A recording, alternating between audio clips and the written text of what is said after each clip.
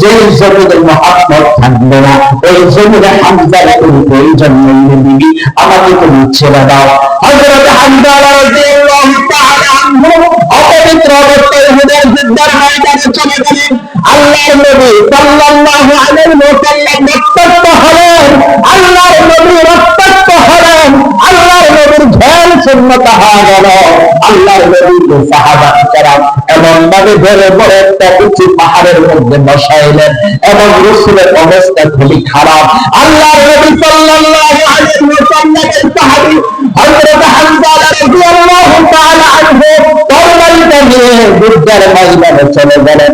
চলে যাওয়ার পর হযরত হামজা কি করলেন? যুদ্ধ করলেন রাসূলের পক্ষে, মুশরিকদের বিপক্ষে, এবং কিছু মুশরিক আর কুফার আর কাফেরদেরকে জাহান্নামের মধ্যে পাঠিয়ে দিলেন। ওই আল্লাহর বান্দা হামজা শহীদ হয়ে গেলেন, শহীদ হয়ে গেলেন।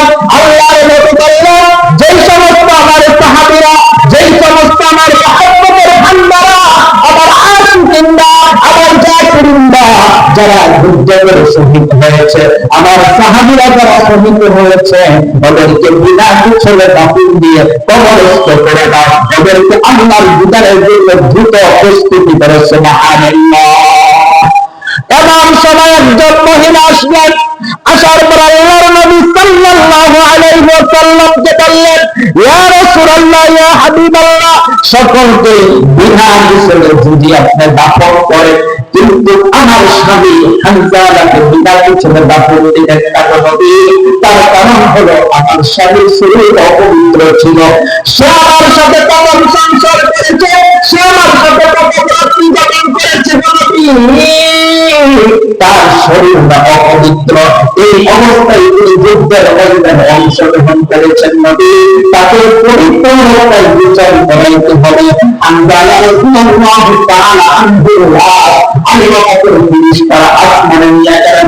সাহাবায়ে কেরাম রাদিয়াল্লাহু তাআলা আনহুম যুদ্ধের ময়দানে হামজার লাশ পড়া করতেছিলেন, হামজাকে কোথায় পাওয়া যাচ্ছিল না, হামজাকে তালাশ করতেছিলেন, কোথায় হামজাকে পাওয়া যাচ্ছিল না। এবং সেই আল্লাহর নবী সাল্লাল্লাহু আলাইহি ওয়াসাল্লামের কাছে জিবরাইল আসলেন, আসার পর বললেন, যে আপনার আশিক এই ইসলামের জন্য নিজের রক্তকে বিলীন করে দিয়েছেন, যে আপনার আশিক ইসলামের জন্য নিজের জানকে বিলীন করে দিয়েছেন, তার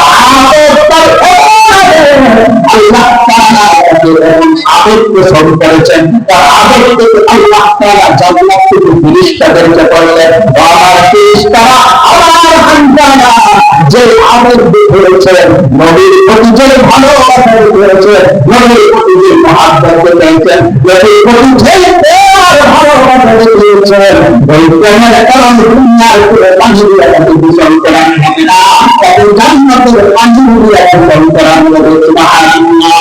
আল্লাহর নবী সাল্লাল্লাহু আলাইহি ওয়াসাল্লাম আমি আমার হামজার লাশের কবর যখন দেখলাম, দেখার পর আমি যখন হামজার চেহারার দিকে তাকাইলাম, আমি দেখলাম আমার হামজার পানি তুলে উড়া দিয়ে জান্নাতের পানিগুলো টপকাইয়া কাপড়ের মধ্যে পড়তেছে। সুবহানাল্লাহ।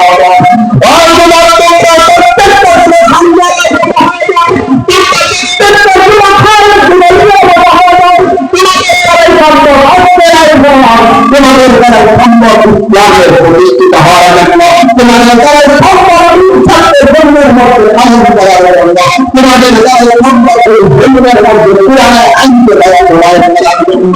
এই জন্য প্রত্যেকটা যুবককে বলবো, তুমি তোমার জানের বিনিময়ে, মালের বিনিময়ে আল্লাহর জান্নাত ক্রয় করে আল্লাহ তোমাকে জান্নাতে ফেরদাউসের মেহমান বানায় দিবেন।